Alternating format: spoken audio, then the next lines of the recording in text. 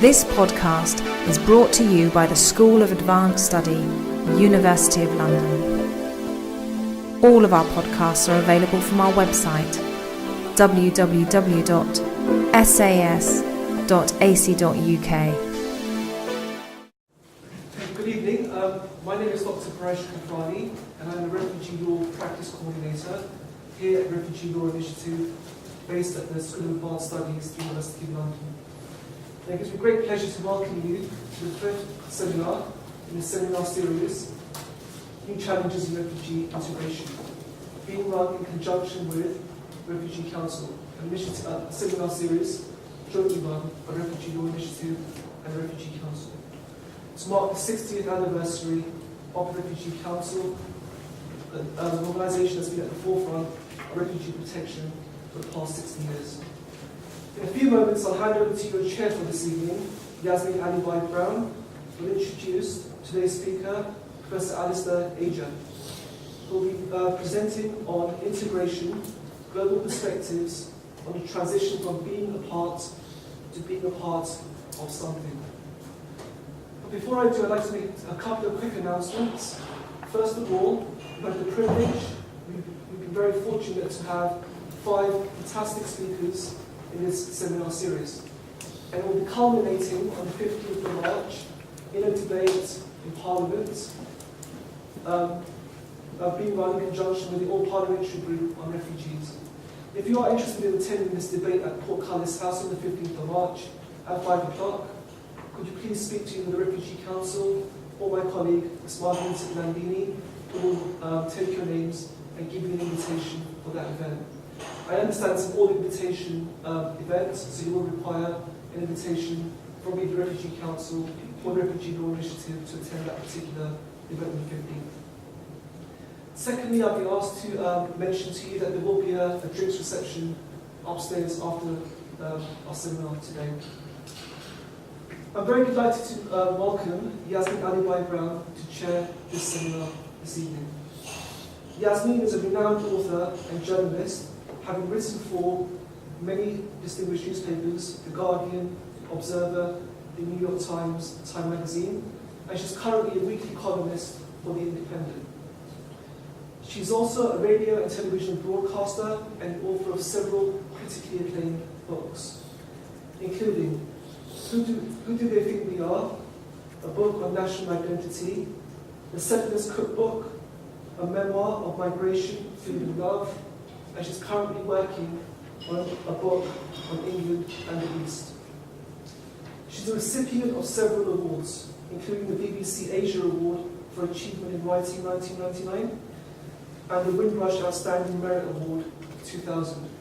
And both Refugee Law Initiative and Refugee Council are delighted to have her chairing this event today. It gives me great pleasure to welcome Yasmin Alibhai-Brown.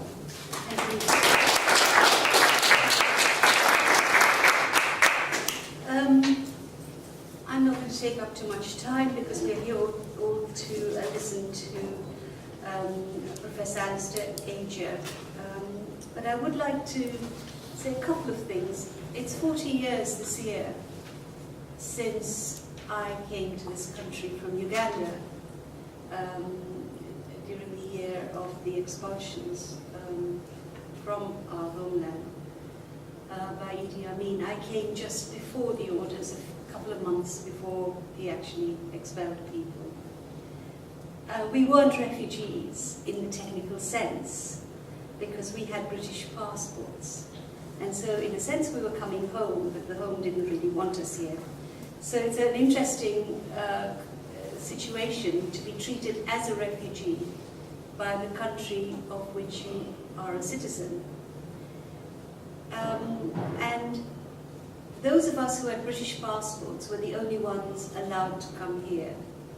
Those who had taken out Ugandan passports had to do whatever they wanted. They couldn't come here. And Canada airlifted them. Trudeau airlifted all the stateless Ugandan nations, took them to Canada. And what was interesting was that the two countries had the same entry of the same people at the same time, unexpectedly, taking responsibility for this. And I have to say that there were a lot of very good people here who behaved incredibly decently with us. And even Edward Heath, in the end, did take his responsibility. But the interesting thing was the narrative. In Canada, from day one, Trudeau said, Uganda's loss is our gain. And to this day, they mark the expulsion. They celebrate the arrival of Ugandan Asians, who do make, unlike me, frightfully good millionaires. And so they love them, and they love them here too now.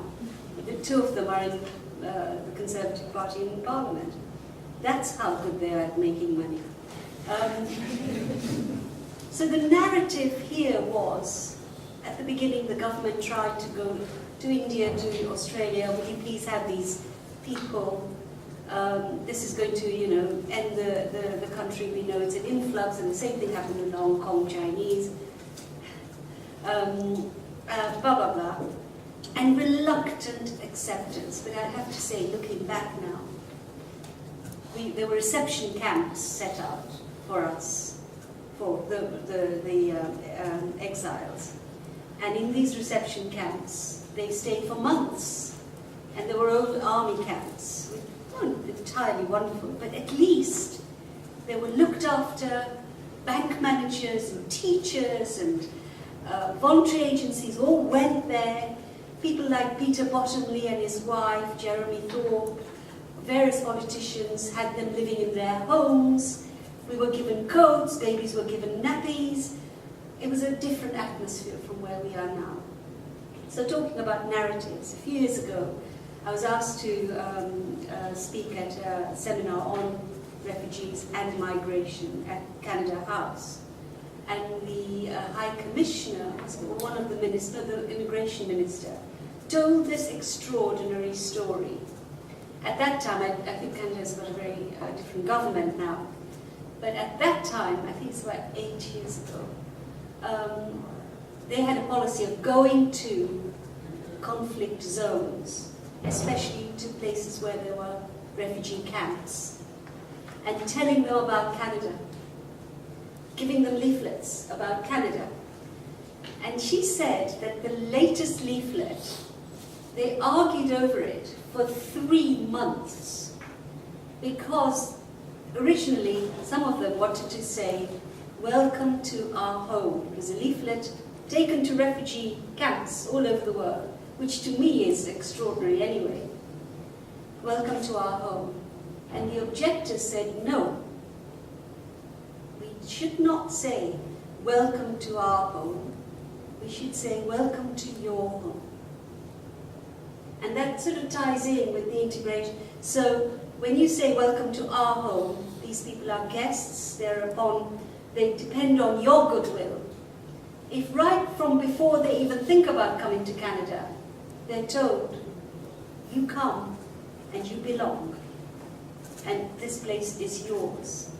And I just was fascinated by how a very different Canada was compared to most of the European nations, which I know best.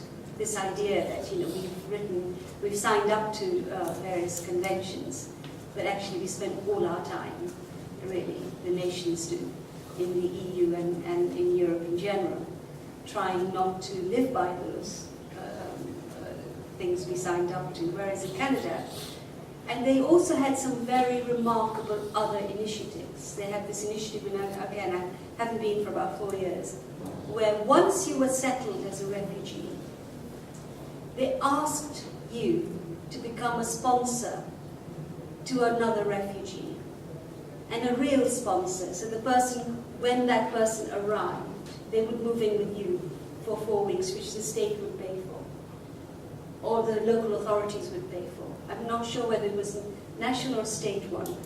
And then you helped the people find schools. They had to learn English and French or all French. And the state paid for this teaching. And you kind of nurtured a refugee as a refugee yourself. Now, when I came to this country, as an exile, and I've written this in this new last memoir. I went to Oxford really to do my postgraduate degree, and within months everything collapsed. I was going to go back and teach at my old university in Uganda, a fantastic university. It all just kind of collapsed behind me. We had no money. I'd just got married to my ex-husband, and we were both postgrads. We had no money, nothing, except our fees, which we had thankfully paid earlier. And we got a call from an incredible chap called Professor Hugh Blaschko, who was a German Jewish scientist from Berlin, who had come here during all the bad times. Most of his family had died, and he had become a world-famous scientist and medical scientist. He'd heard about what had happened to us, and he said, "I've been through this. You come and live with us." His wife was a Quaker, and they let us live in their home, in a little flat upstairs, which went through their home, rent-free for 7 years. So this idea of passing on is a very powerful idea. But in the end, integration depends on the mainstream society, I think. Being able to do that, being able to see refugees as a strength, not as dependents, not as perpetual victims. They're hugely victimized. I don't want to take that away. But I would like this idea. I was at the Freud, Freud exhibition the other day, and I said to somebody, "My goodness, he was a refugee." And they looked at me and they said, "What? No, he's an English painter." I said, "I didn't know English painter. He was born in Germany. He was brought over by his parents who were refugees. They have become English now in a very, very Clement Freud, his brother, Lucian's brother, was very English, but they were refugees. But it's almost like it didn't fit the image of what a refugee is. So, just throwing up a few things. You don't want to listen to my ramblings, but it would be fascinating to see what we mean by integration. How much responsibility do we put on the arrivals, and how much responsibility or opportunity to be these people who will make a broken life repair and heal itself? How much do we expect from people who are of this country, including me now? How much unfair pressure is on those who arrive and are least able to do so many things, instead of asking us as a society to do our share, really? And yesterday's speech by Eric Pickles sort of says it all. I don't know if you heard it, because my blood pressure went up. Even he, whom I can't bear, was worse than I'd ever heard him, because he was saying things like, no more translations, right? No more translations. When people go to hospital, go to doctors, go to the courts, what does that do for justice and their health? They have to be English, he said, or British, whatever that means. So, we are in a bad place, in my view. But there are some really excellent examples, and definitely ways of thinking about all of this that I don't think is happening quite yet. Thank you. I'm going to ask our keynote speaker now, Professor Alastair Ager, to speak. Let me do his very impressive biography while he's getting to the lectern. He's a professor of clinical population family health at the Mailman School of Public Health. He served as a foundation director of the Institute for International Health and Development at Queen Margaret University, Edinburgh. He has worked widely in the field of international health, and the list of universities is as long as longer than my very short arm. Kiel, Wales, Birmingham. He's now in New York at Columbia. And he's also done some work, interestingly, for the UK Department for International Development, which in its time, at one time, was a truly enlightened department, I think. And, he's on various boards. I won't read the whole thing.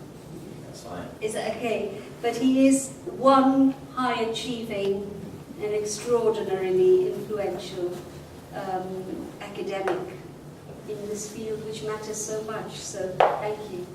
Thank you very much, Yasmin. Thank you, Prakash and Yasmin. If I could use my influence that you just, I might encourage you to sit on the front. Yes. I'm frightened of breaking your necks because this presentation is quite visual, and I'm worried for you having repetitive strain injury as we continue. Yes, thank you for those comments, and Yasmin, many of your remarks I hope will be echoed somewhat in the presentation, but also in the discussion that follows, in terms of some of the ambiguities of our understanding of integration, and who the actors are and what their contribution is and the understandings are of that concept. Your remarks were also quite personal, so I'll just point a little bit to the pictures at the top, which will recur later, but this is something of my personal journey. I should probably be cautious of using words like global perspectives. What on earth does that mean? And in a sense, it means that as I have moved around from different perspectives on the globe, I have had different perspectives on this term. And actually, it started on the top left-hand corner. I'll talk a little bit more about that later on in Malawi, working with Roger Zeta, who was the previous speaker, and Barbara Harrell-Bond on the refugee situation there. And that was very much my formative experience working in the refugee studies area at all. Then the work in the middle of that is Islington. I was involved in some work with the Home Office we'll talk about, and now working in New York, do some work in New York and looking at migration in North America, but particularly looking in situations of complex emergencies, and this is actually Sierra Leone in the top right-hand corner that I'll just share a little bit about. So we all make a personal journey in our thinking, and the places and the people that we meet along that way clearly shape our thinking. There are four things, or four assertions that I want to make over the next 40 minutes or so, which I obviously hope to persuade you of the relevance and the pertinence of them, but that's basically my structure. One, I want to argue that integration is a legally and politically framed process. I'm assuming there's lots of lawyers, political scientists here, which is great. I am not one of those, so I want to start the sentence by acknowledging that he's absolutely right that your disciplines and your perspectives shape our understanding, but there's something of an experiential core to integration, which is some of the things that Yasmin's been pointing at, that I want to try and find language for, and to see it has a place in our thinking about integration and so forth, and that these are sister disciplines to assist in that. Secondly, that's to acknowledge that although the experience of integration is contextually determined, it varies from place to place, clearly in situation to situation, it does reflect some recurrent measurable concerns. And if we didn't believe that, we wouldn't really have seminars if we didn't think there was some principles, some learning that we can take from Ugandan Asian situation to other situations, but without insensitively generalising, to understand what those key principles might be, and key structures might be. Thirdly, and fourthly, slightly more technical points, but I want to argue their technical relevance to research and application. The third point is that complementary rather than competing roles of social bonds and social bridges provides a non-assimilationist vision of integration. And by that I simply mean that some critique of the work that Alison Strang and I did, quite reasonably, had to be critiqued. Thinks that talking about integration might mean talking about assimilation, that assimilation is the denial of that which is behind you and a full acceptance of very much, this is now welcome to our home, leave your home behind. And for me that just isn't the case. I really don't think, and I want to argue the case, that integration should not mean assimilation. If we could get that slicker in our language of how integration is different from assimilation, that would help refugee communities, it would help scholarly work, I think. And I want to talk a little bit about this notion of social bonds, close ties, and slightly more distal ties that are very influential on encouraging social capital of various types to support integration. And finally, I'm going to talk about a thing called resource acquisition spiral, which is my latest sort of fun thing and trajectories. But the idea of trying to understand that we're talking about a long journey, a journey that's measured not in the months of NAS or in the equivalent organisations in North America, but a process of years. In those period of years, Many decisions are made, many things happen, and we need to understand much better something about that journey and the path, and particularly the acquisition of resources, the way that various assets can be drawn upon, both from what we call host or non-refugee communities as well as refugee communities. And understanding what can help build that sense of resource acquisition and successful trajectory, and I'll put successful in quotes because we can challenge that later, and what determines a rather more struggling trajectory, to understand what are the resources that can support development integration, but also what are the barriers to the free exchange of resources that impede refugees' capacities to integrate, I think is a very important question. So those are the four things I'm going to cover. This is the first one, legally and politically framed process with fundamentally experiential core. A former director of the Refugee Studies sends a thought that calling the open learning material that Marianne Lochry developed, which was talking about particularly psychosocial experience of refugees, that using the word the refugee experience, it was really crap. That was David. He's a nice guy, David Turner, and I was quite challenged by it. And I realised subsequently that I've used this word experience quite a lot. So it was in this open learning materials. You can still find this on the RSC site. The subtitle of the book I edited on refugees about 10 years ago was focused on the experience of forced migration.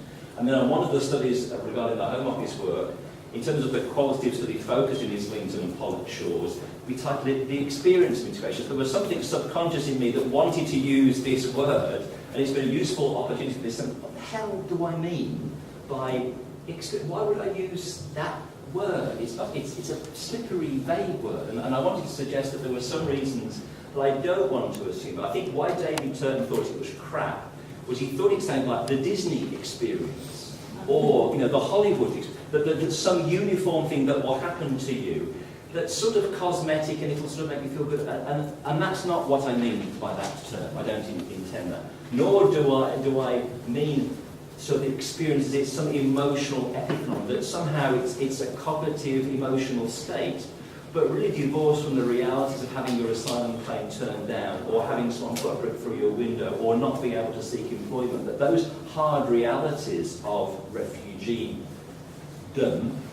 are somehow separate from experience and some sort of having emotion. And I don't want to mean that at all. What I mean by that term, and again this seminar's been useful thinking, I mean something about subjectivity and local meaning, that there is a sense to which sense needs to be made of this, and is made of this, and that refugees constructing those narratives are a hugely important part of understanding the process of integration. Not an epiphenomenon, it's part of the story, is how a refugee and a refugee community and a family write their story, construct their story, make sense of circumstances for them. That's part of it, of that experience of being a refugee community. But the experience also tries to know that it's somehow trying to cope with a complex interplay of factors. There's lots going on, which somehow we need to integrate into your conception of our experience of being a refugee. And finally, this notion that an experience isn't like we've been through ups and downs, we've been through twists and turns. There's something in terms of longevity about it. So that's just what I mean by the word experience. And I was quite pleased, in preparing for this talk, to find Elizabeth Colson's review of Barbara Harrelbon's book, Imposing Age. I'm assuming that 90% of people in the room will know Barbara's book and the influence of that, which was published just over 25 years ago. And so on the 25th anniversary of the book being published, Ms. Colson was invited to do a wonderful thing, a reflection on what was the impact of this book of Barbara Harrelbon's basically anthropology of refugee experience in a Kenyan refugee camp. And this is Elizabeth Colson's story, which I think is a very skillful one. And as I went through this paragraph, I was struck by, okay, these are summed up as, so she centered her investigation on the basic needs that must be met anywhere if people are to survive. So basic needs approach. What's basic needs? She says, these would be something, there's a need for food and shelter. Well, that fits like a basic need. We need that. For a legality, so that's, we need legal frameworks in a sense of legal purpose. Protection and security, those are quite familiar words to us in terms of what understanding the experience of refugees are. That presents, persons and property, the other one has slightly gone wrong, that presents endurable and people can plan for the future. And psychological support systems in terms of trust in others. And those latter words, the idea of planning for the future, I think in the context of that paragraph can seem quite esoteric, but basic needs, security, protection, those are things we have policy mandates to do, but the idea of saying we're securing so refugees can plan for the future, we're securing so they have psychological support systems, we're securing so they can have trust in others, that seems, if I'm honest, very wet and wishy-washy. But I think Barbara's absolutely right to put it in there, in that paragraph, as basic needs. And that's what the word experience, for me, is trying to do. It's not to see that as the central thing outside of those other concepts. It's trying to understand the lived experience of refugees, such that physical food and shelter, legality, protection and security are part of the experience alongside your sense of trust, sense of relationship, and sense of the future. So, in this passage, I have what didn't come out in the introduction, which is fine, is I'm a psychologist, and sometimes I used to feel I needed to apologise for being a psychologist, because there aren't actually many psychologists working in this area, and that psychologists could tend to have an individualised view, an psychic view, very much interested in the emotions, divorced from those broader factors that Barbara Harold-Bond is talking about there. So there's just 3 slides to show a little bit of, this is the first data I ever produced in a refugee camp, and I'm half ashamed of it and half proud of it. It's part of the story. So what construct did I have for the refugee experience back in 1992, when with some funds from UNHCR and UNICEF to say, how are the refugees doing?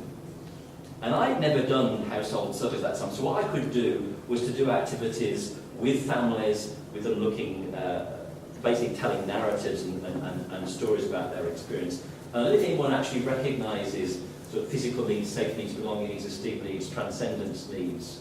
But this is the Maslow's hierarchy of needs. That's a classic structure of that's how we understand basic needs. And we could group and we could say that for Mozambican refugees, and the blue is basically Mozambican refugees, the yellow is for Malawians living generally cheek by jowl with their Mozambican cousins and brothers and sisters, quite literally, to see that physical and safety needs remain very pertinent, belonging needs were also significant, and the idea of esteem and so on was less important. You can hopefully see my little bit of pride of trying to use some jargon, some frameworks I was given from outside.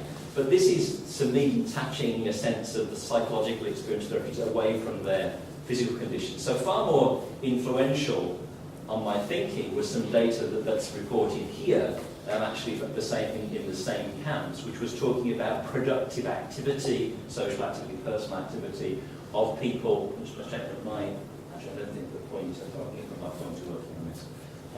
But I want to just explain what these 4 groups were, and the Chiomungami, Mwawa and Nchayu distinction will look esoteric, but in fact is a very significant one. Chiomungami and Mwawa are refugee camps, where refugees have to return at night. They are not legally able to work or collect firewood in the local area and so on, a very controlled environment. Nchayu is an integrated settlement. This is my first experience of refugees working out a new history for themselves across the border in Malawi, and seeing that basically for those that were in the situation of being free to seek employment in the local economy, free to be entrepreneurial, had much higher rates of productive activity, and that social activity and other miscellaneous activity was much more likely, and miscellaneous activity was quite often drinking activity or brewing activity and so forth. That was much more likely to happen in a camp environment where there were not other activities in which people could meaningfully engage, not only for economic purposes, but for social purposes. So here there is something of the experience of what people do with their time, but here we're putting it alongside a very physical reality, a legal reality, an economic reality of what can you spend, what are you able to invest your time in because of the structural scenario in which we've been put. And the other obvious thing about this is gender, in terms of the cultural and other expectations determining the path where people spend their time, not in terms of a choice, but in terms of gender expectations.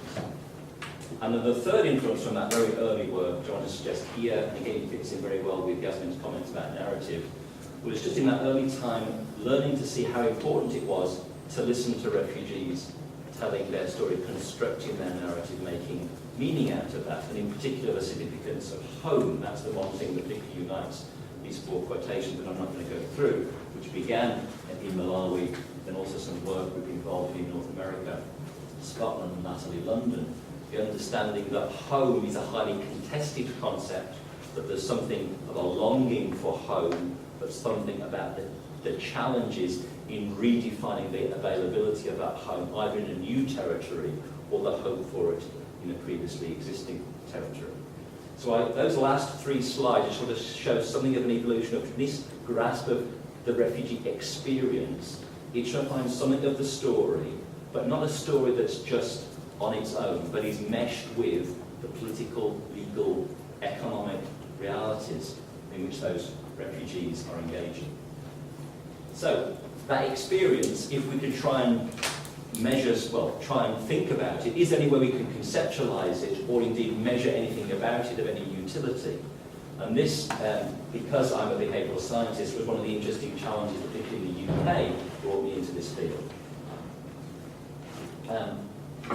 There was a review by a group largely focused at the Refugees Centre in Oxford that came up with this statement about 10 years ago. I think in some context you could still hear it said here. There is no single general accepted definition, theory or model of immigrant and refugee integration. The concept continues to be controversial and hotly debated, or even more extreme from Paul Robinson. Integration is a chaotic concept, a word used by many but understood differently by most.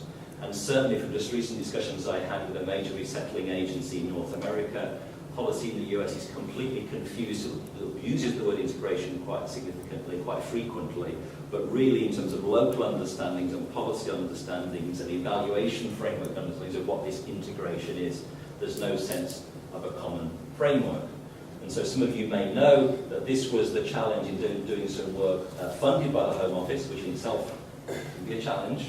If there's any Home Office people here today, I'm happy to chat with you later, but it is difficult working with a government that is implementing a policy that you may have some support for, you may have some disagreement with or whatever, but it was the show in town that was particularly looking at the effectiveness of certain measures regarding a certain interpretation of integration.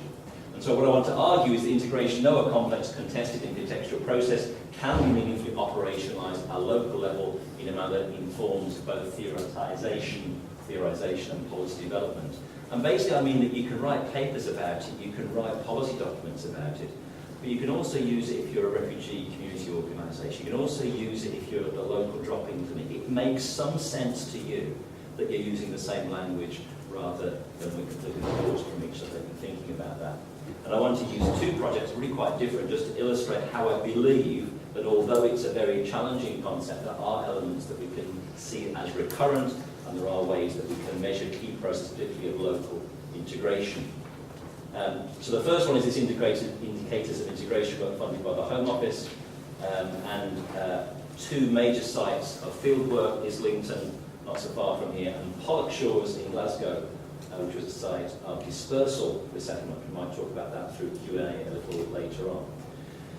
And basically I want to go through quite quickly how that framework developed to give some of the ideas behind it and then reflect it in a very different setting. So the indicators of integration framework began as an exercise by saying, well, how might you measure integration? How have people previously tried to measure this thing, define this thing? And this was the most boring part of the work, I have to say, doing a PhD or whatever you're doing, but it's going through lots and lots of documents, some of which have been just recycling each other, but to look at a range of definitions and particularly of indicators. This is a good example, I think, of both some of the most promising, but also, I have to say, one of the most boring forms of indicators. This is a list of indicators that the Council of Europe offered in 1997, and you can see, and there's obviously detailed sub-indicators within this, but implicitly, although the Council of Europe paper did not define integration anyway, because it's so complicated. People often duck the question by saying, well, it's complicated, but we might measure it in this way, and imports some assumptions that basically integrate is either about economic integration, social integration, cultural integration, or political integration, and then imports within that what we might mean by that. Now this list I think is quite interesting, looking at the notion of, for example, refugee participation in cultural integration, participation in what, for what benefit, in what sort of situations, understanding of political integration, etc. But it was a list that I didn't think really got us very far in terms of thinking how we might find a language, a conceptual scheme that would be a rather more dynamic representation of some of the factors described there. So we spent some time looking through a number of documents to try and identify what might be conceptually meaningful, at least to find something that people would argue with. And I quite genuinely look forward to Q&A, because part of the point of this work was to have something that people could have productive arguments over, to at least be able, rather than just talking past each other, to say there is something missing from that, or you're including something there that I think you shouldn't include, rather than just having a war of words or an ambiguity in conversation.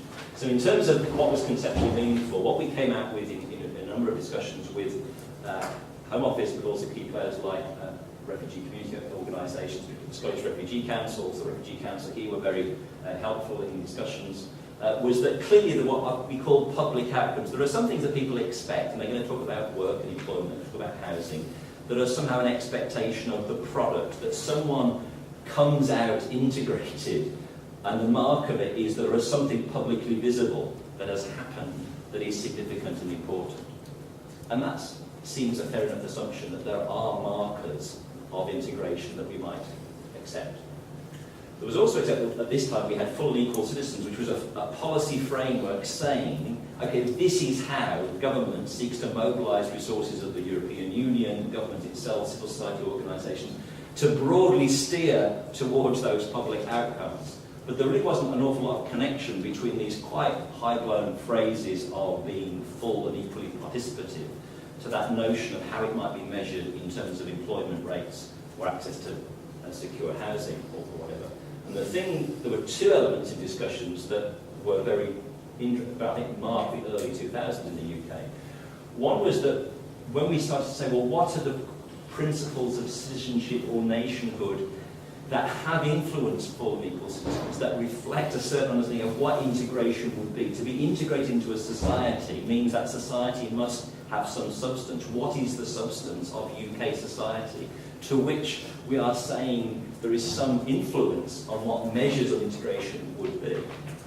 And I think, just talking with Yasmin at the beginning about the progress on those discussions over the last 10 years, and I think it has been mixed very much in the UK in terms of grappling with the complexities of the notions of what to be part of, even if it's not our home that we're specifying, if we are saying it's your home and our home mixed, what does that home look like? What are the characteristics? What are the values of the principles of that home that we will share? And it's clearly been quite politically challenging in the UK in a way that not always has been, for example, in Canada and to some extent in North America. The other thing that missing in that early analysis was the sense of, well, how do you get from a framework? What do people do to become integrated, to get that house, to get that job? And there was a sense, and there's no pretense that I'm not a psychologist, not a behavioural, is that it's something about what respondents in Islington and to some extent Pollock Shores called, it's about mixing, it's about connecting, it's about relationships, it's about participation, it's about an activity that happens between peoples that results in this product. And we should have to have some grasp of that process that we want to encourage or that we see as appropriate towards achieving these public outcomes. And the next bit of the initial model that we got was, okay, so this, we might try and describe the nature of relationships and participation and activity. But we don't just want to list relationships, we want to have some sense of how the narratives of refugees, of the experience of those relationships, of what they are looking for in those relationships, what they sort of value. And it wasn't quite drawn as this, but we went into an early meeting with the Home Office, basically, or the second meeting with that model, and everyone nodded at it. But is there not something alarmingly missing from that? Which we didn't realise at the time, when it makes diagrams symmetrical, but is the perceptions and experience of host communities. Now, I'll problematise the word host later on, but the sense to it, if you're a chemist and you're integrating something, you've got various things you're mixing together. You don't just look at one set of your ingredients. You acknowledge it's a complex reaction, and you engage with all elements of the equation. And although this clearly reflects the equity, it's a two-way process, but more fundamentally than that, even if you just an objective social science about what's happening in a community that's being integrated, it's a question, it's the community of unit of analysis, and there are various people groups within that community, all of whom are relevant to the judgment of whether integration is happening or not. And that's the point I will come back to later, so that the sense of it was vital, this work, and it wasn't originally planned, so it was just going to interview refugees about how do you feel, and how nonsensical. And I have to say, I get irritated when I see some more Home Office work commissioned just the last 2 or 3 years that did exactly the same. Just interviews refugees. And it's not right. Scientifically, conceptually, policy, but it doesn't make any sense. Because this process, however we specify, is an intermingling, it's some connection. And we need to engage with all aspects of that. Okay, that was the third element of what was conceptually, what was relevant for local, sorry, I'm jumping ahead of myself. That was what was conceptually meaningful. That idea of what was relevant for refugees and local communities then very much shaped the field work, which was quite much more exciting, to be honest, than going through all the documents and previous definitions, which was looking at significant settlement, self-settlement and dispersal-led areas, doing some social mapping, looking at some projects, a number of in-depth interviews. I haven't got time to go through all that. There was some really fun social mapping. This is actually the Camden Road, Essex Road, it's Islington, and local communities coming together. And the post-it notes are representations of different groupings within the community, and this was a fascinating activity to do, to see who was seen to be where, not only where they're living, but also social space that was used by different groups, just how those groups were defined in the first place, and to see, particularly a trend that came up in Pollock Shores, there would be groups who would use physical space at different times of the day. So that the young, in Scotland, for example, the young mothers, mostly from the council estate areas, would use the park in the morning, and the young lads and lasses from the resettled, from the refugee communities would use it in the late afternoon. And if you did a map of the 24 hours, you know, oh, they're integrated, they're using the park, but they're not using the park together. It's time segmented when that was done. A final step in the alchemy of this model was then looking at what indicators related together, and this was actually quite fun, looking at, I want to explain this rather pretty diagram in a moment. Basically, this is based on questionnaires asking refugees what their, something about their quality of life. I'll come back to that again in a very experiential term. That's basically saying, how are things doing for you? How do you feel? And obviously, it's a very soft thing, but the idea we want that to be higher rather than lower. And all this is multidimensional scaling. All it does is it looks on, if you have a high score on quality of life, what are the variables, what are the other things that would tend to be quite close to that, to predict that? And what are the variables that are a long, long way? And it just sticks concentric circles around that quality of life point. Just have a sense of what's close to it. So basically what this is saying is that, want to know what, for these people, the thing that most went along with positive quality of life? And again, from my background, I would have said, oh, it's intermingling with the host population, going to the pub, going bowling, going to the football. It's just friendliness of local people. It's a very modest social cohesion, but in Pollock Shores that meant not having a brick put through your window. It meant not having your children called names and abused as they walked up to school. It was having neighbours saying, well, Mrs. Asai, how are you doing? That thing was the most predictive of positive quality of life. And clearly at the opposite end of it, the thing least predictive was harassment and intimidation. But what I want to show is that the things that I thought from my background, the social activist bit of me that would most predict was activities directly related to socialising, involvement with the local community, what I'll call later bridging activities. These things were really, you're getting to know the local community, you're involved in that. Those were not as important as involvement with the ethnic community, the friendliness of local people, and satisfaction with housing conditions. Sorry, I've jumped. The yellow one, the most predictive, are really simple things. Not simple, but they're basic things of not being abused, but having a decent house. And so from that sort of data, it's suggesting that, look, a foundation of this, you can talk all about social activity and social participation, that's great, but I want somewhere where my kids can go to school and not be abused. I want a house that I can live safely, and then I can think about these other things. Okay. So this helped define this framework that some of you will be familiar with. We ended up, I'll just go back a little bit, we ended up with, yes, these public outcomes, that employment is important, housing conditions and conditions of the lease is important, education, access to education, educational attainment is important, access to health services and natural health is important, absolutely. So we want to measure those, we want to acknowledge that something about that should tell us something about a successful integration experience. But we also want to measure something about what are the expectations of being in this society, what are the rights or the expectations that you have or is had of you in this particular circumstance.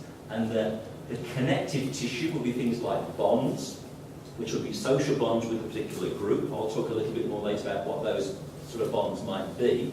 They might particularly be ethnic links in the sense, or common national links, but not necessarily that. But those social bonds are important to support that social engagement and activity. Bridges to the local other communities, what we initially started with calling the host community, are important. And so are links in terms of more civic organisations. That's, if you like, that social participation. But major things coming out of field work was language and cultural knowledge and security and stability. And language and cultural knowledge might mean learning English, but it did not just mean learning English. It meant other people learning something about your culture and something about exchange, something that created some elements of cultural cohesion at a local level. And security and stability was fairly straightforward in terms of a secure place and a place with a relatively low crime rate. So those were the issues, the domains that were reflected there. In terms of, so I'm arguing that I think we can conceptualise integration in that way, very happy for that to be critiqued, but that these are the sort of domains that seem to be potentially accessible to try and see what different elements of integration might mean, what we're contributing both to processes and outcomes, and that potentially we can then identify at both a practice level, that's basically at a local level, but also at a policy level, indicators regarding, in that case, employment, in this case, social bonds, and the access. I think you'll have access to this PowerPoint one way on the web or whatever. There's a reference to the final report, which gives indicators for each of those domains. Now, I'm short of time, so I'm going to go through the second example quite quickly, but I just want to do something really quite different to show how some of the same sort of thinking that, yes, this is a contextually dependent, a challenging concept, but there are ways that we can measure it, and this is about reintegration of girls formerly associated with armed groups in Sierra Leone. So there's no legal issues of refugee. These are girls that have been abducted by armed groups.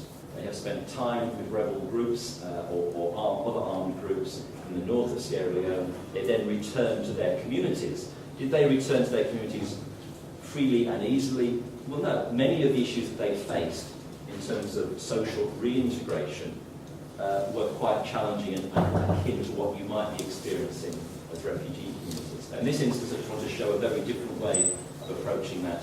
What on earth does reintegration mean for a girl that was abducted?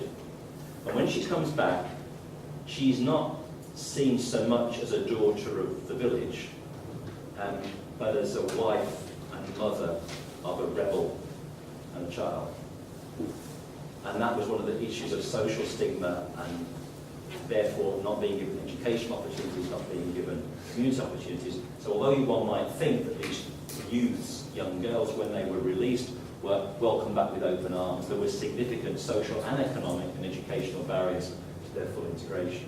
We spoke with girls about what they felt were indicators. This is very much using a participative methodology. And for them, in this particular context, the number that were married, coming back and finding a partner, coming back and being able to engage in bundu ceremonies, that's women's secret society events, being socially accepted to that, being invited to events like funerals or marriages, being able to be free of drugs and be able to keep what was called a steady head. That was the phrase for when you'd been forced use of drugs. Those were the key indicators of integration. I'm going to go through just very quickly to show that that's what girls said in this context. And other members they couldn't say, what does it mean to be back here and to be accepted? And those are the indicators that they nominated. Again, much about social inclusion and a sense of belonging and also a sense of participation.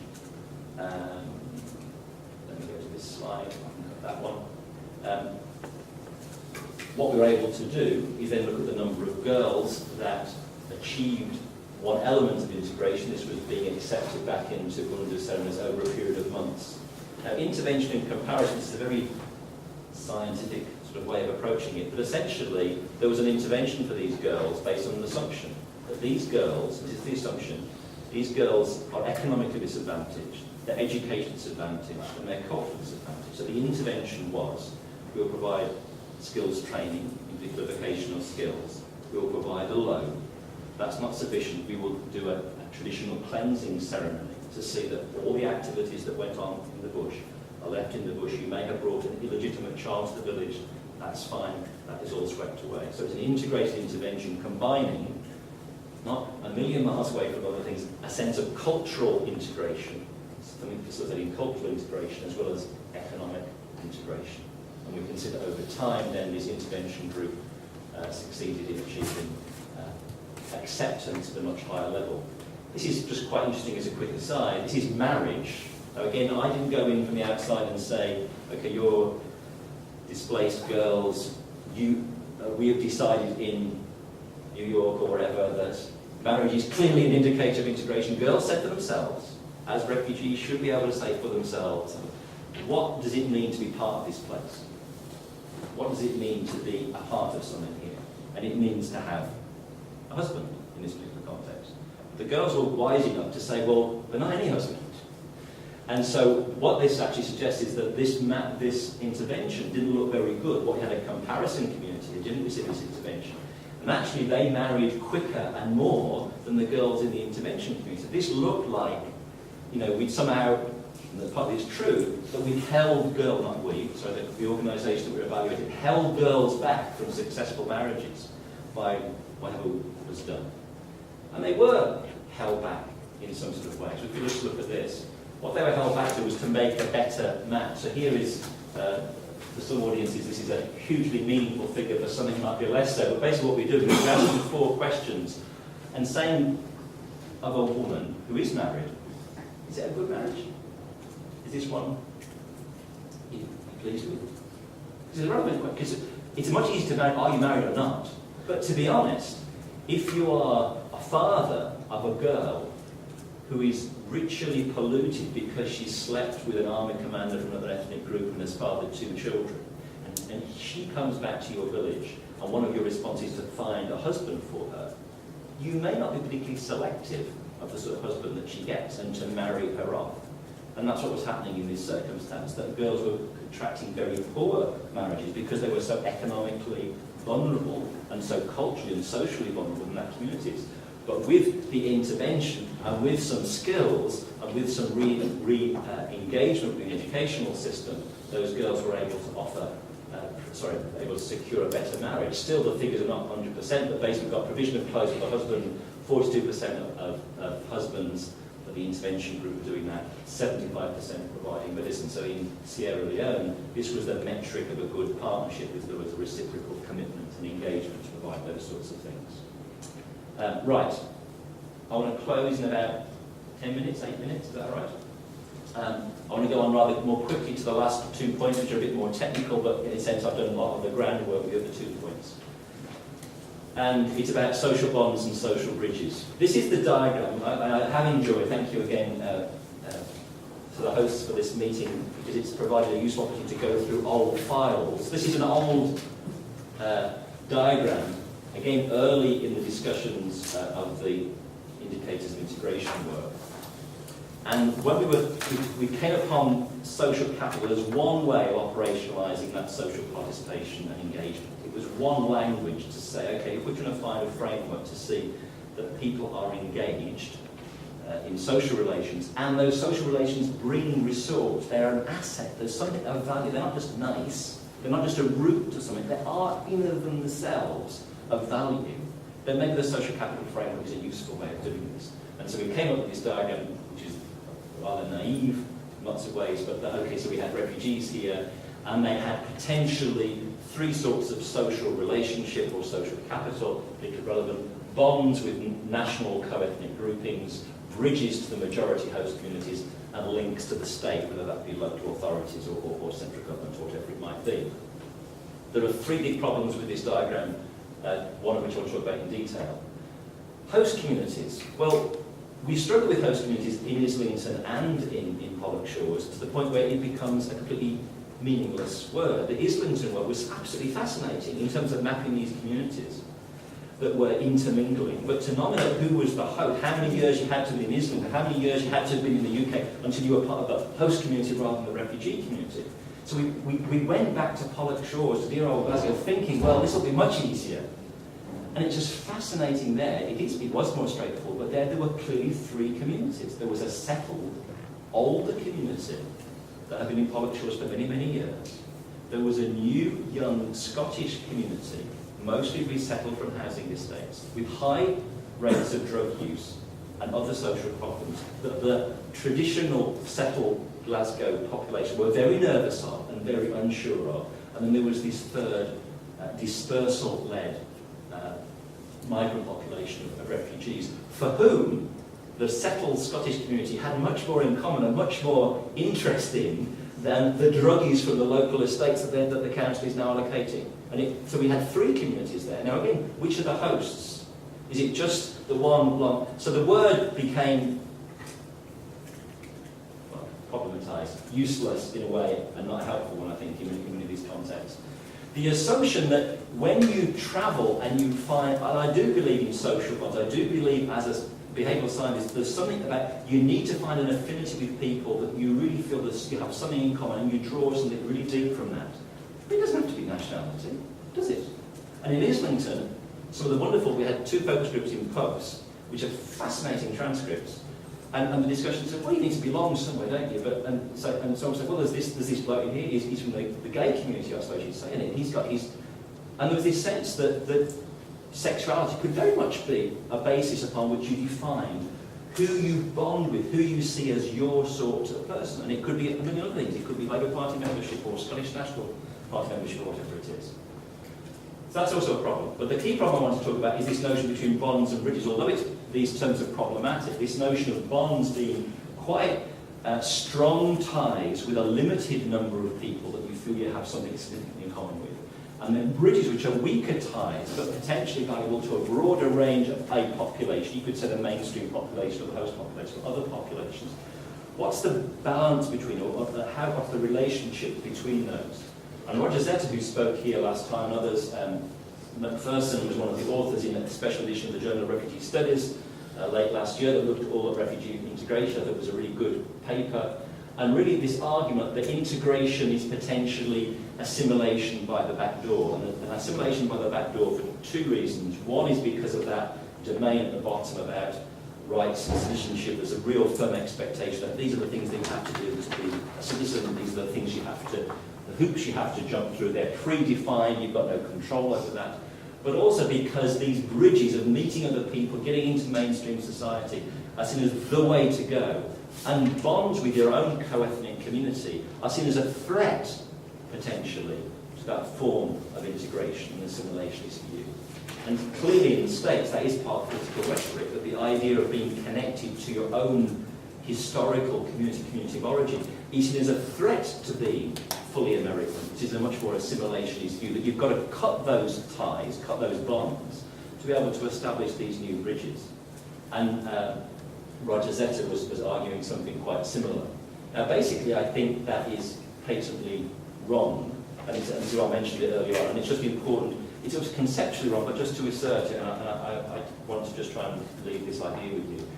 And actually the work of John Berry, which is quite old now, quite influential in Canada, really sort of saw one way of thinking about this is that refugees, the way he saw it, have to answer two questions. Now I depart from him in the sense that this is voluntary. There's clearly key political structures, economic structures that force decisions on strategies for refugees, and so this is a little naive as a model. But basically issue one was, is it considered to be about to maintain one's identity and characteristics, one's pre-existing affiliations and community? And the second issue is, it considered to be a value to maintain relationship with the larger society, the host community, the mainstream community.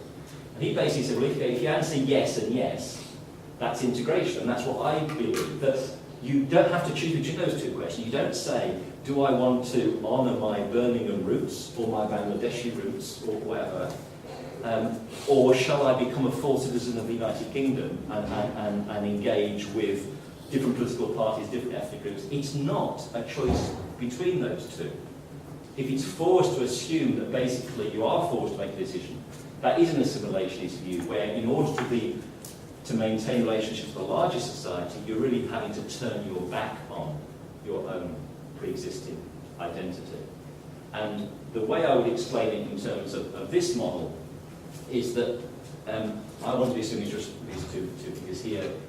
A really, I think, interesting work that's been coming out, again, this is referred to in the 2010 JRS special issue, is that bonds with whoever, and it may well be a co-ethnic group or a co-national group or a co-political group, but have a really important function in terms of what's called defensive protective. It's basically where you go to huddle, where you go to be protected, maybe emotionally, but often very much in terms of economically, where you can get a roof for the night, where you can go and presume upon people with a high degree of reciprocity. And that's clearly a very, very important form of social capital, that because of that link, you can get something back. But the bridges are important, and what's called acquisitive or promotive, in terms of, you can imagine getting employment or stretching your business or developing your linkages more broadly, to be able to get outside the community that will nest you, will look after you, but to make other forms of linkages. And I think it's really important to see, to not let a political rhetoric suggest that in order to enable people to be acquisitive and promotive of their links, they've somehow got to turn their back, they've got to turn their back on the bonds that give them a sense of home, a sense of place, a sense of continuity. I'm going to take questions on that. And I won't have time to go on to what contribution links might provide relatively in terms of civic participation. Finally, my resource acquisition spirals. Okay, this is something that the Home Office came up with recently, and I have to say, after basically 5 years of having it earlier working in the case, I was deeply disappointed in this. This is a piece of work to look at factors associated with refugee integration. It's in this report here, Spotlight on Refugee Integration, Findings of the Survey of New Refugees. There was something that glint in the eye of the Home Office of doing this survey back in 2002-2003.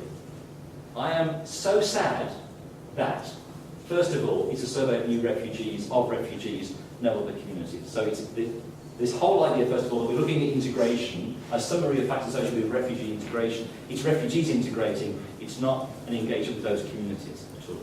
The second thing is I don't care whether they choose all those domains of that pretty diagram that looks like a pool ball thing, but to pick language, what language? English language, to pick employment and housing, which are important, and to miss the gubbins, the exciting, where it happens out of the equation seems to be a really major missed opportunity to not have a very superficial look at, okay, are people acquiring English language quickly? Are they getting into jobs, which I think is important in housing? I'm not looking at any social engagement, not looking at issues of safety, not looking at any of these understandings, and therefore the predictors they get are really quite tedious about whether you are male or female, the time you spent in the UK prior, which is actually quite interesting. It's the converse, that people integrate better if they've been waiting for their asylum claim longer to be determined.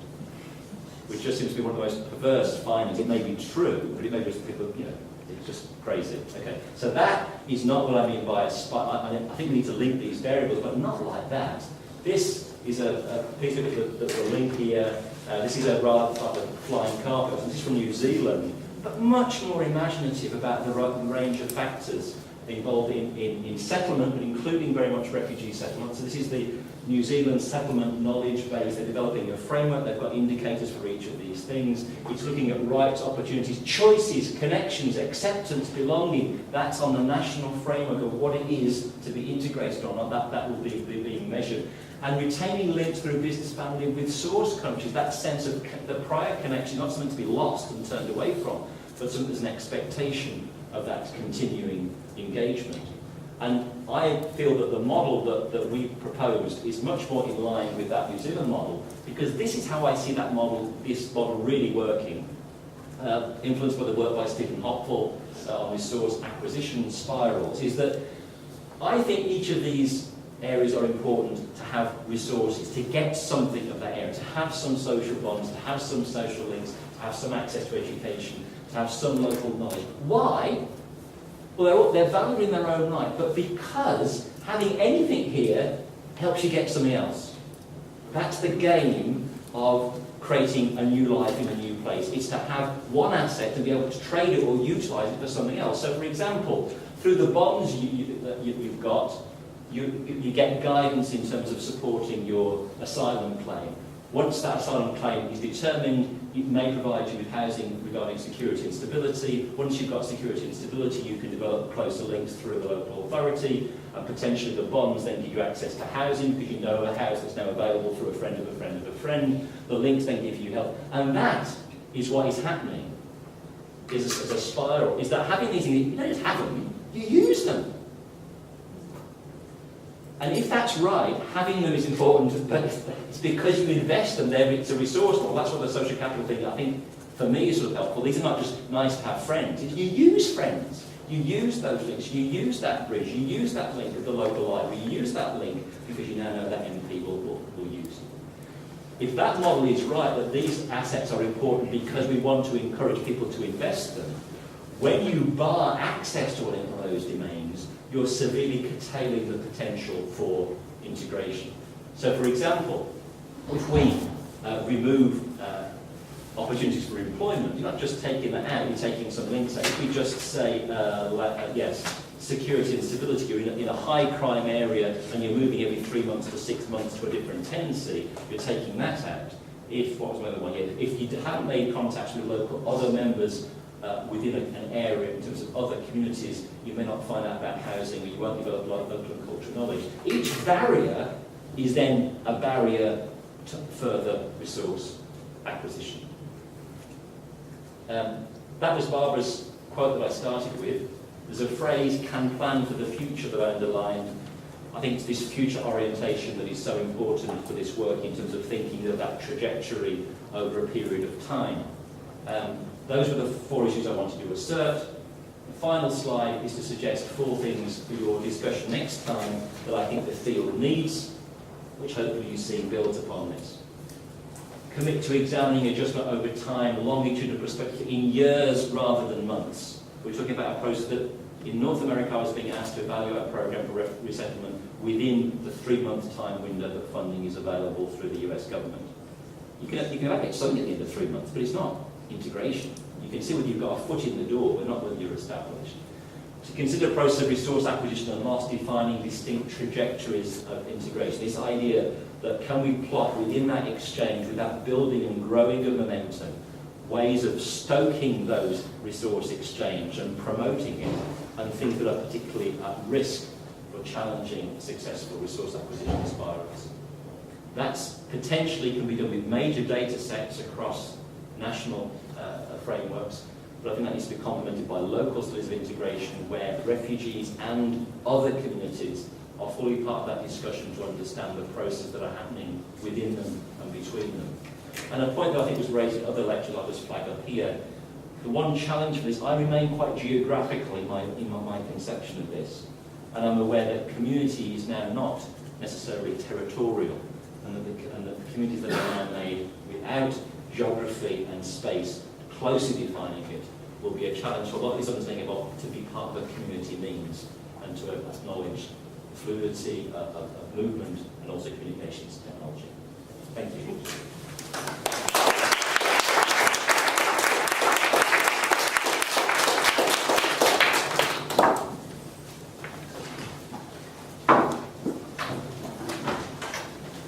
Thank you very much, Alastair. Wide-ranging, innovative, I thought. Actually very important I loved this idea of being able to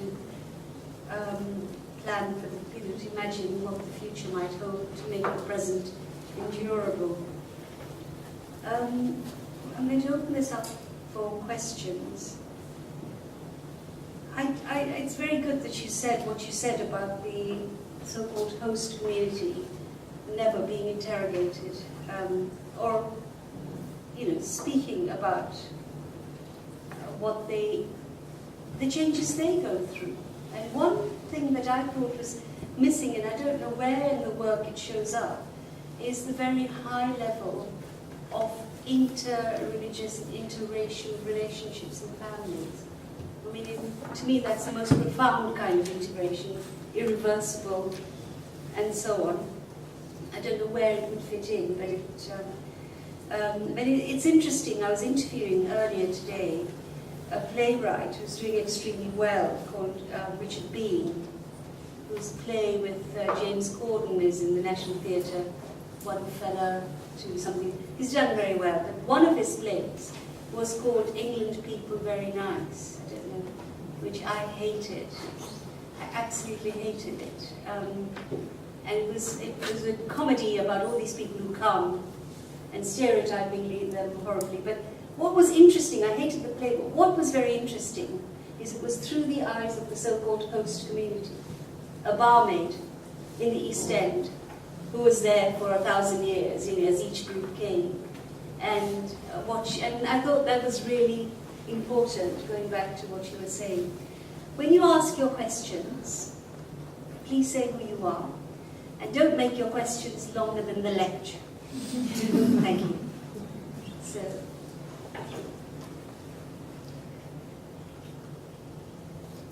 anybody?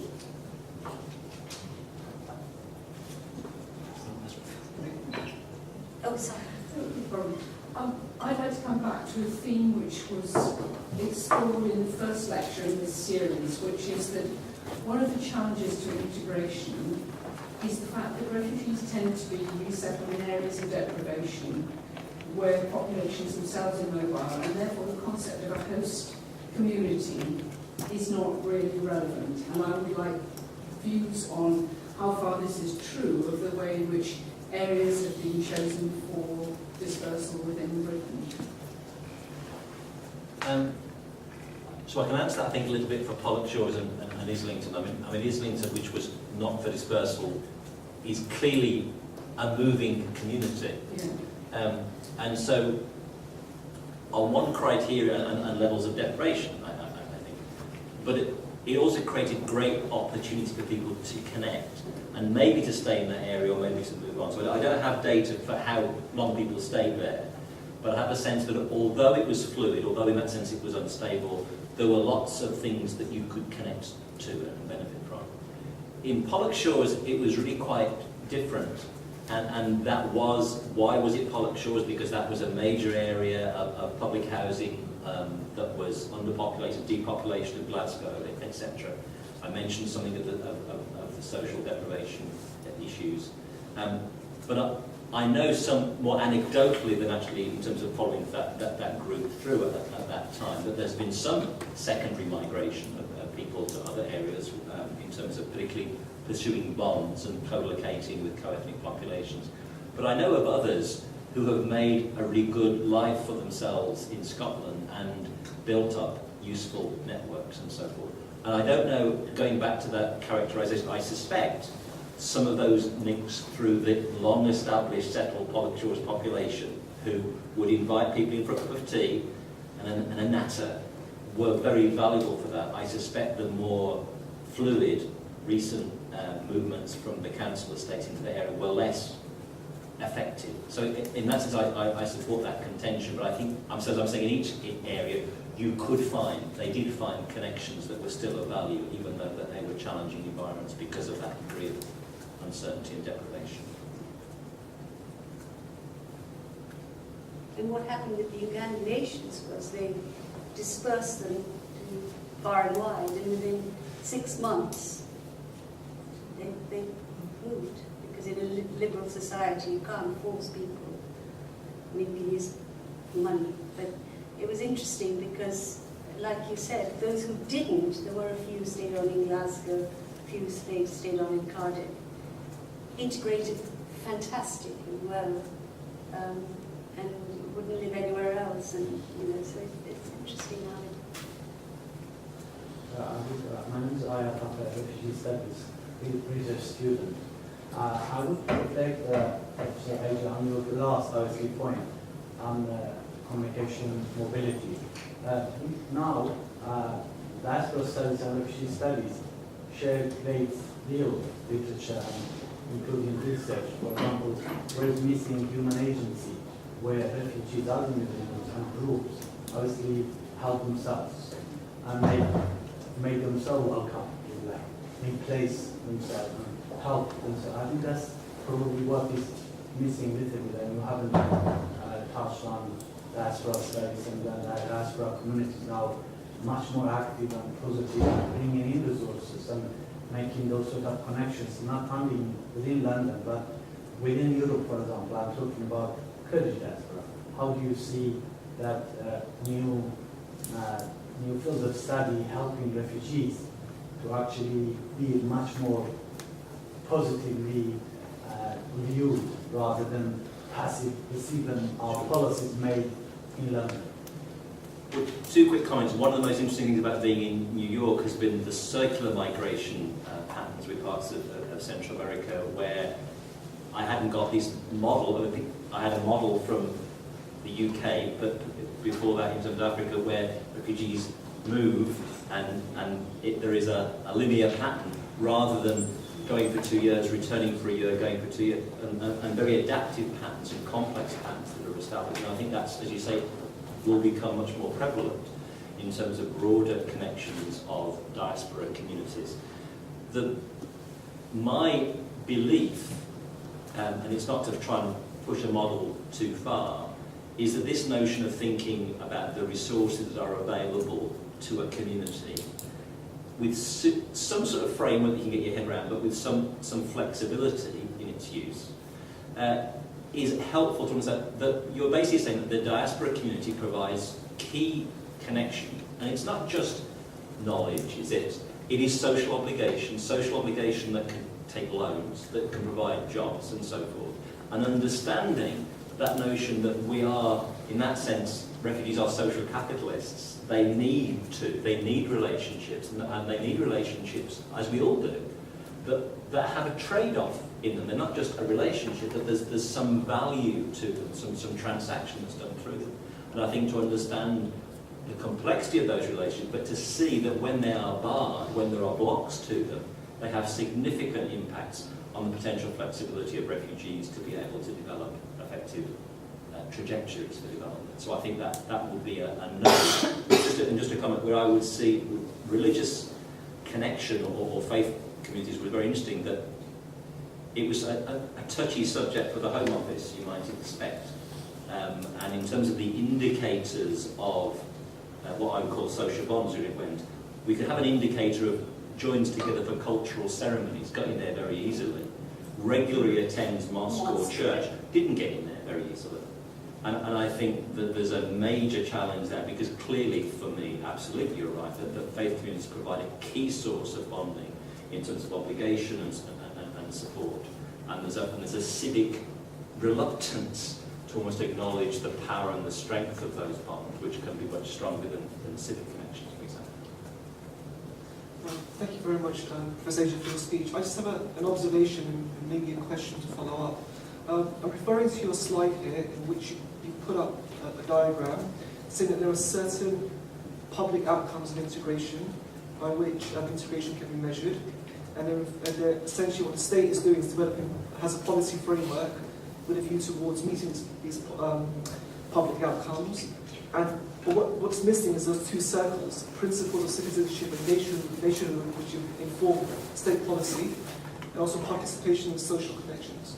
Now, when you expanded on participation and social connection, you said that essentially what it meant was, what do refugees do to integrate, which obviously informs the way in which the public outcomes are met. Then you said that we also need to reflect upon the experiences of the refugee and also the experiences of the host population, to give some sort of symmetry, which kind of, in my mind, creates a separation between the host community and a refugee, and saying, well, actually, what we're doing here is having a process of negotiation where they have different interests, different agendas, and essentially for a refugee to integrate, they have to seem to be negotiating.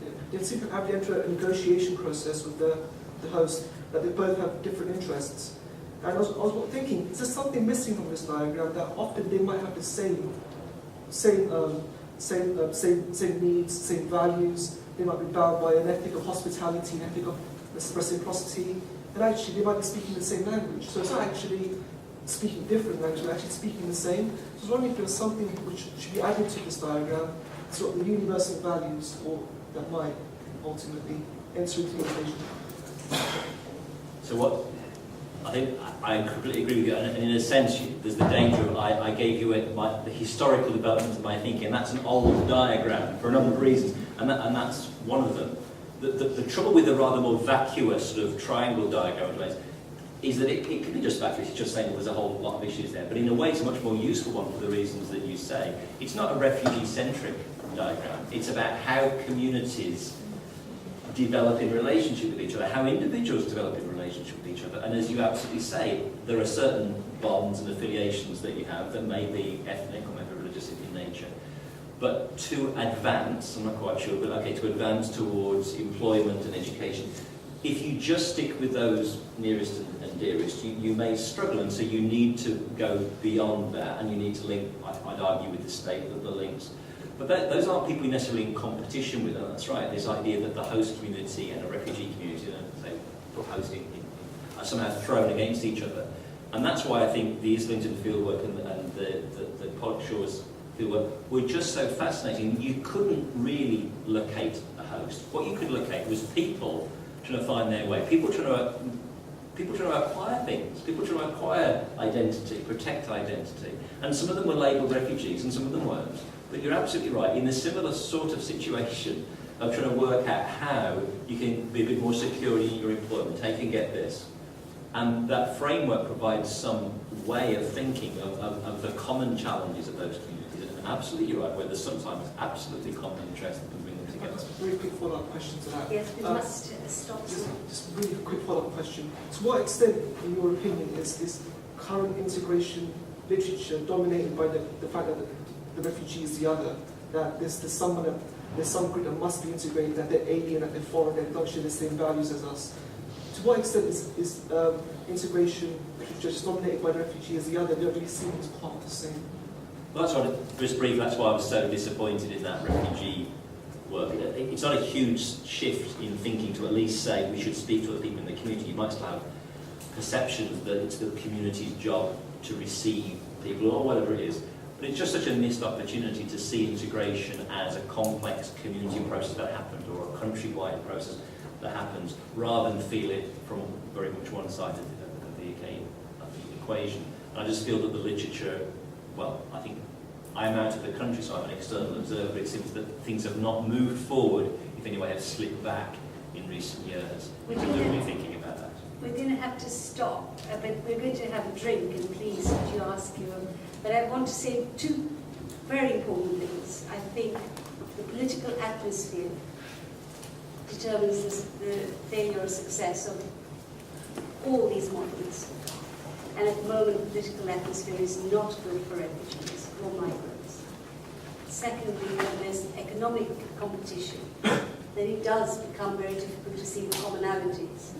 And then you do feel, there are some who are more entitled than others. And this idea that they're coming in and they're taking our jobs and they're taking... And I think that's such a strong story now that it's quite hard to fight back against it. Thank you so much. A really hugely wide-ranging and thought-provoking presentation.